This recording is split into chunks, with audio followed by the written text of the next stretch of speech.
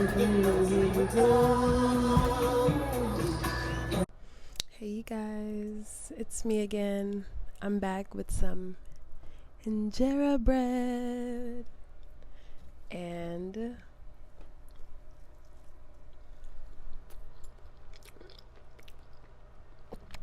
oh my god. Hey y'all, so thank you so much for supporting my channel. This video I want to get into the fact that Mr. Beast, this white American man, is taking his white American ass to black ass Africa, to Ghana, to some village, and he's gonna be building some wells. He's gonna build a hospital, he says, and he's doing it in collaboration with all these other YouTubers, and this is happening right after Ice Show Speed's Africa tour.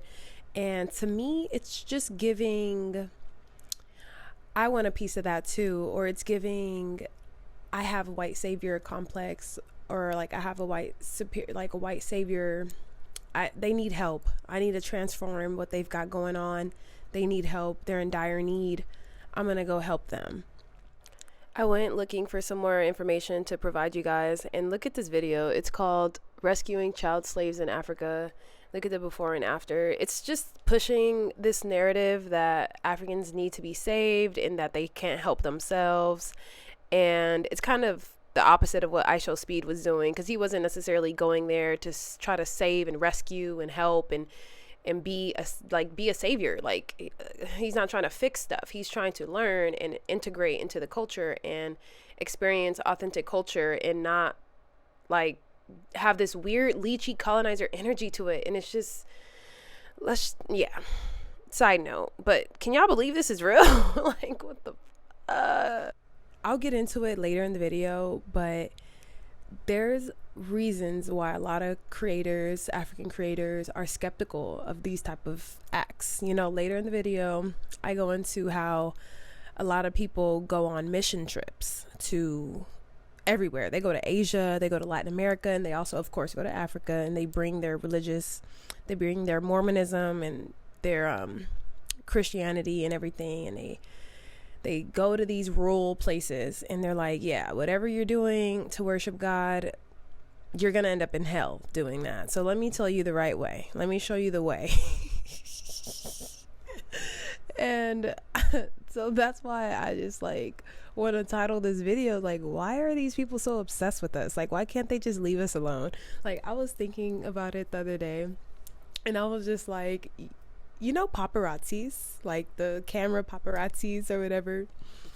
I just know whoever started that whole thing, because like when it comes to like tabloids and the newspaper and the magazines and catching celebrities off guard and following celebrities while they're, you know, going to the grocery store and all that, like people, the photographers get paid for that, right? Like there's somebody that wants those pictures. And so, but that whole thing, I just know that was not started by a black person. Because we mind our businesses. We mind our business so well, you know, like we might be nosy, but we never go that far. Like we never really go to the obsession. It's like there's an obsession. So whatever, let's get into the first video about Mr. Beast and what he's doing. And tell me what y'all think in the comments down below about what you think he's doing. Actually, scratch that. The first video I want to show you guys is where I'm from in California. It's a city like 15 minutes away from where I grew up, and it's called Skid Row, and it's just known to house a lot of unhoused people, like a lot of people without homes. They end up here, they congregate here, and apparently in the last couple years it's gotten exponentially worse, and there's a lot of drug issues and crime and everything you could imagine, of course, because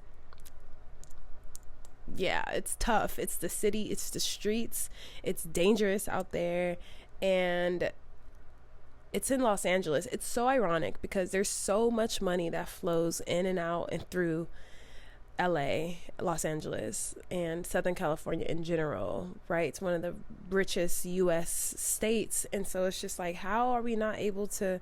And then you have like all these apartment complexes that don't have anyone even living in them. They're empty, but yet we don't reduce the rent so that people could at least afford it. Like, it's just very backwards, and it makes you wonder, like, okay, are y'all intentionally seeing how bad the people can suffer? Like, is this a sick experiment? Like, because all the government officials, it doesn't matter how many like leaders rotate out of all in and out of the government office. It's like none of them are ever able to like truly solve the problem. And it just really makes you wonder, like, do they want to actually solve the problem? Anyway, let's get into these videos. Today, I want to document the shocking reality in Skid Row, but also shine a light on these people's dignity. Yeah, see, this is down the street from where I grew up.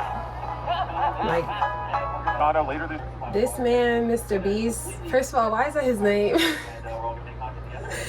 But whatever, that's neither here nor there. But I guess he's building a well in Ghana. And we're gonna, there's this village that desperately needs help, and we're gonna go there, we're gonna build a hospital, we're gonna help them with food, we're gonna build wells there, supply them with water, education, go there and completely transform the entire village, and we're all gonna make content together and help inspire more people to do good. So give them a round of applause.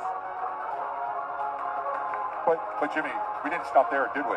And then on top of that, I reached out to some of my friends who, I was curious if anyone wanted to help amplify the message even more and help inspire even more people to do good. And I invited 10 of the biggest creators I know, which if you guys could give them a round of applause, they're over here as well. If you guys want to influencer, this come on up, everybody. Videographer, he's a travel blogger. Verday, Maya, I'm pretty sure y'all have heard of him. But yeah, so this is also in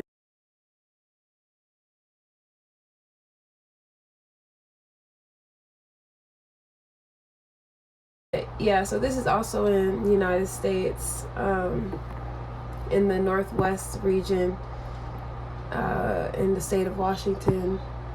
And this is like a homeless camp.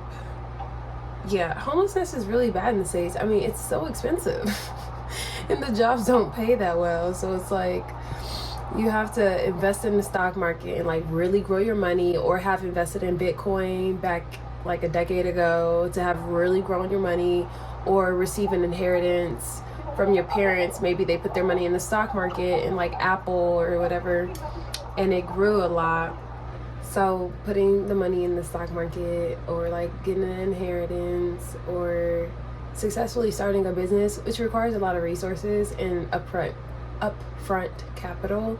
So you have to have money, access to loans, possibly access to funding, or your own money, which is just not common for the regular average person, especially when in schools we aren't equipped with the knowledge and the information that we're going to need in order to be able to even start to build and accumulate wealth that we can eventually, invest into a business to start up, or land, or just some type of ownership.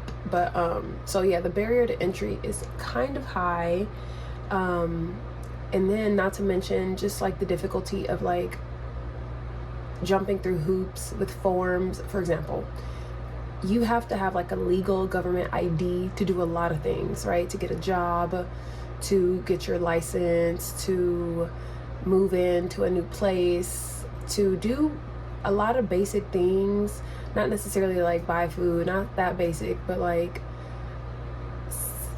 some people get moved around, and sometimes people lose their government IDs, and I just feel like, I don't really know how to explain it, but I just know the processes to do things, whether that is to get a house, to sign up for an apartment, to I can't think of everything right now, but like to apply to college, or to just different things. Like, it's just so complicated. Like, I just feel like certain things shouldn't be that complicated, right? Like to get your passport, like to get it renewed, like you just have to fill out all these forms and like give a bunch of information, and to me it's invasive and it's a headache. And then like there's deadlines, and then like maybe I come off as complaining, but I just am upset about how the country treats its citizens. Like, I've lived abroad, so I've seen some other type of degrees of what life could look like and how governments treat their citizens and how they make life comfortable, or if they do at all. Like, for example, I hear in Kenya that the city and the governments make living, they consider the people in terms of like building parks and playgrounds, or like, that's one way that I know for sure, is like thinks about the average family, thinks about the average person and adult and child, and incorporates children into the spaces. You know, just like how, like, for example, how in the United States of America things are built basically not for pedestrians. For example, like certain places in the cities you can't walk, like you can't cross over, like it literally, there's a freeway in the middle or something like that. Like, basically cities are made for cars, and that's not really thinking about the average person, because the average person, like, think about these homeless people who we were talking about, they don't have cars. Like, in order to get a car you have to, you know, show all this stuff, and it's just not the Wild Wild West. Basically, like, they figured out how to check everything, like how to be in control of every single movement that you do. I think that's a good way to put it. Like, because just think about how, like, without cameras or without just systems in place, that's why they would call it the Wild Wild West. Like, just anything goes. And while some order and some like structure is important, I feel like too much of it is definitely not the vibe. Not the vibe. Okay, let's play it. The hungry people you have in your country, the people who don't have good water in your country, you jump over all of those and come down to Africa and says Africans you want to help. Because him helping the people in his country is probably not going to make for a good video. It's probably not going to make for good clicks in them blogs and them articles, right? It's probably not going to sell and do for him what he wants to, what whoever it is that is behind him pushing this is wants. Hence why he's coming down here. And that's why it is weird. That's why it is sinister. It's not that people have a problem with the good that he's doing. What people have a problem with, what I for sure have a problem with,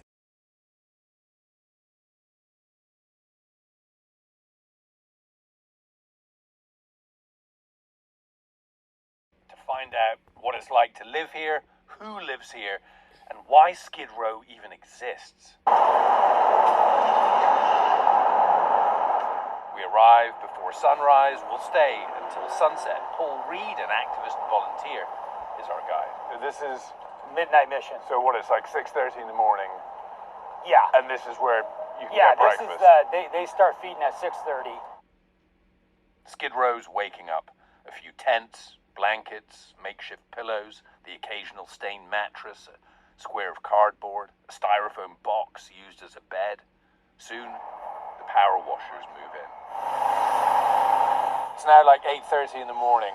Oh, What's your plan for the day? Yeah, she does. She has a store here. She sells drinks to everyone here. I remember you! Yeah, Where did I see you? it was at police staging. From officials. Ricky won't move into a shelter. I don't like being around all those people. I wouldn't want to be in an area with some of the people that's in there because a lot of them are mental. What do you think should happen? I mean, these people need somewhere to live, right? No, they need to fucking get them off the drugs.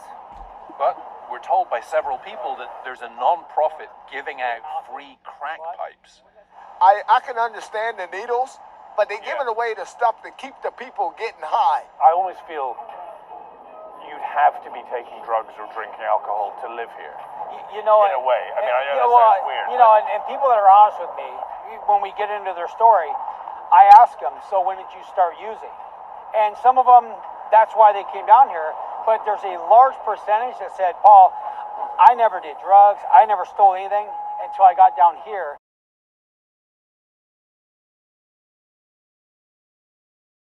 This next video I'm going to show y'all has to do with white folks going into impoverished places and introducing either religion or just basically trying to volunteer and just trying to tidy the place up.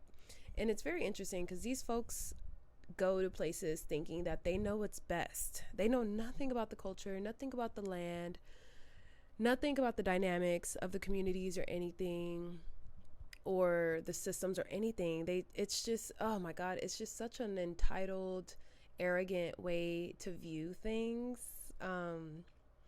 Yeah, like I think about volunteers who go places and they take a lot of pictures. Like there's a difference, because you can go somewhere and it's so new, it's so different. It's like all the little kids are darker than you. They all look different than you. Like they're so fascinated by you. Like, oh my God, your hair. Oh my God. Like I've seen how these kids are. Like they're like that even with me, because even I look different. Depending on which community I go to, I even look different. So I see how they're like that. Now, there's certain people that will take advantage of that and start snapping pictures so that they can post it. And is it like an ego stroke or something? Is it like an ego boost for you to show other people that you are in this position? Does it help validate you? Does it make you feel like you're a better person? Is that something that you're basically displaying out to the world? It's like, look at how good of a humanitarian I am. I don't know what it is, but I just feel like white people, if they want to really help, they need to have conversations amongst themselves about their privilege. Now, okay, remind you, I'm an American, so in the US, so white people and how they navigate here is different from how they might be in Europe or whatever the case is. But I know here in America, a lot of white people don't want to acknowledge that they have white privilege, right? A lot of them don't. Like even some of them with like good hearts, they still turn a blind eye. Like they don't even want to sit with the reality that they potentially have a privilege that they have no control over. It's very uncomfortable for them, and so they sit it out, and they just want to stay in their complicit comfortability of just not even acknowledging that reality at all. I think that's very problematic. And so I think people need to have talks amongst themselves about, yo, we gotta do something. Like our grandparents was wildin', our great grandparents wildin'. We have to really like try to heal the damage and reverse the damage that has been done, and at least not perpetuate it, like not keep it going. Like let's at least try not to keep it going. But I feel like if there's no conversations to be had, then of course there's not going to be anything to be done. Like if you can't acknowledge the issue at all, there's not going to be anything to be done. So these people who want to go abroad, they need to just check them. So they need to sit down and just like learn history first, like before you start trying to go other places, because it's like it's giving colonizer. Like it's literally giving colonizer. I even think about people who want to just travel and who go backpacking, and they want to travel or retire in like very rural places in like Latin America or whatever it is, because it's cheaper, because the women drool over them because maybe they're white men or whatever it is. All of it is just so exploitative. Like I've done a lot of solo travel in my time, and I'm so intentional about making sure that I support local artists, right? I like earrings, I like jewelry. I got these earrings specifically, and this is what I mean, like I'll really walk it like I talk it. I got these earrings literally from this native Belizean man in a village. Like, do I have a whole bunch of pictures and videos with him? No, because it's like I wasn't there to try to flex an experience. It's for me and for whoever I'm with, like whoever I'm helping. I want to be present in the moment with them. I'm not trying to get a photo op. Like I'm not trying to create content. Like I'm not. That's exploitative. That is literally exploitative, and it's just crazy. It's just crazy to me. It's so crazy to me. But anyway, let's get into this video, because it talks about this woman who, y'all have probably heard of it. I'm gonna just let this man explain it. Let's get into it. Most selfless beings on this earth, but they could actually be some of the most dangerous, deadly even. Take Renee Bach, for instance. At the bright-eyed age of 19, she wanted to get out of a small town in Virginia and do something bigger, something more meaningful. And that wasn't just a goal or a dream. No, this woman literally claimed that she heard a calling from God to set forth into the world and help the less fortunate. And the urge right there resulted in the death of dozens of children. Now, I usually try to come here and be lighthearted and funny about some really heavy topics, but I can't even attempt to do that today. 105 children gone. All because one unqualified, inexperienced, and frankly, extremely egotistical person wanted to ride in like a white knight and save the day. Now, I want to preface this with some disclaimers. My goal here isn't to shame folks who volunteer, rather than investigate an industry and motivations behind it, because we will soon learn that Renee is but the tip of the iceberg. I say this as someone who has volunteered as well. Up to 2009, Renee Barker just returned home from a missionary trip to Uganda, where she had spent 9 months working at an orphanage. The whole thing left a major impact on her. She wanted to do more than just your run-of-the-mill outreach expedition that every other evangelical Christian she knew accomplished. As she so humbly told NPR in an interview, ego. It was a very, very profound feeling and experience. It's kind of hard to even describe in words. Like there was something that I was supposed to do. What is feeling called by God? What is that like? Baby I just started to see malnutrition everywhere. So many children came seeking help. So she took her piousness a step further and decided to create her very own charity called Serving His Children. It was a big job. This gal had no idea what it took to support these communities or children in an effective way. But she wasn't going to let the little things like necessary skills or competence get in her way. No, ego. Of course not. She was on a mission from God, after all. Who needs silly things like medical training when you're working with sick, at-risk youth, when you have the Lord on your side? In the beginning, the goal of the program was to simply provide food to families around the Ginger neighborhood in Uganda.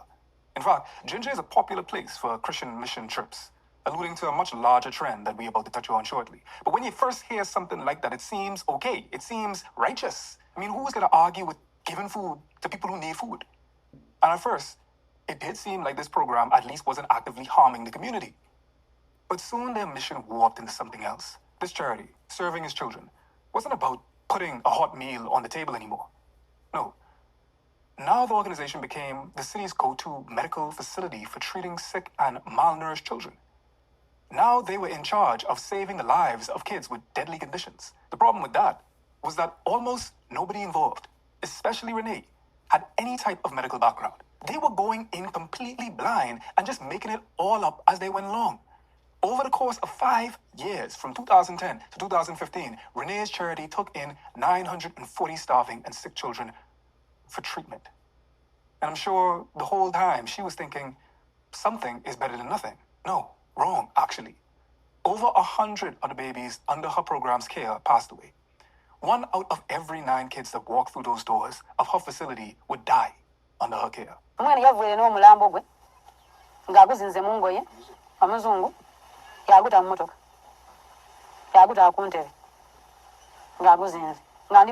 not a doubt in my mind that many of these deaths came from this lady thinking that she could put on a white coat and pretend to be a doctor. Negligence is the understatement of the century when discussing Renee Bach. Families in Uganda went to her charity because they thought that they were trustworthy. They believed that they were a legitimate medical facility that would help their children. Oftentimes, the kids that went to Renee's clinic only had minor ailments and ended up leaving with way more severe conditions afterwards. That is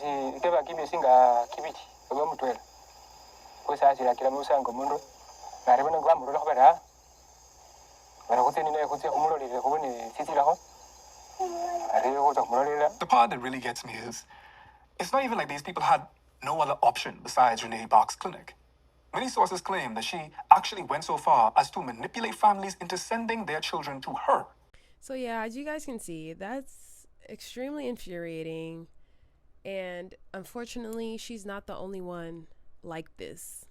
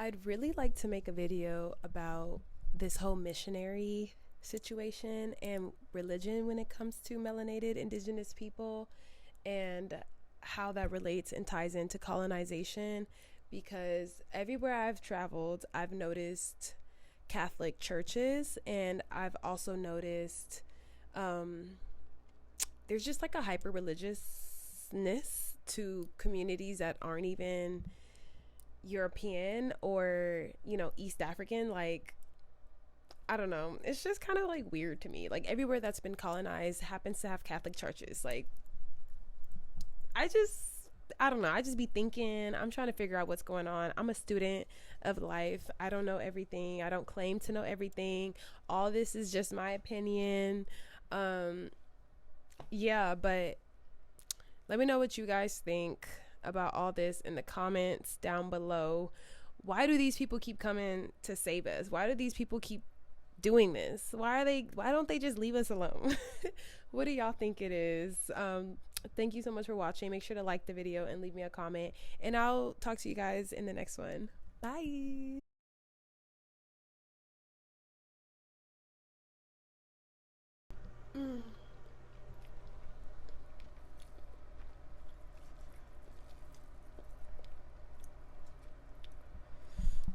You guys gotta look at this. So it's my leftovers, so don't judge me. But oh my god, it's so banging. It's so bussin'. I enjoy it.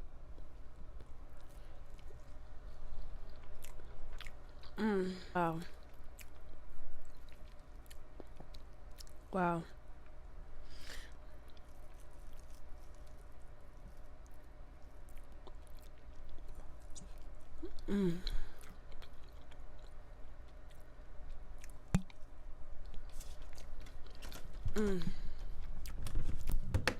Wow. Wow.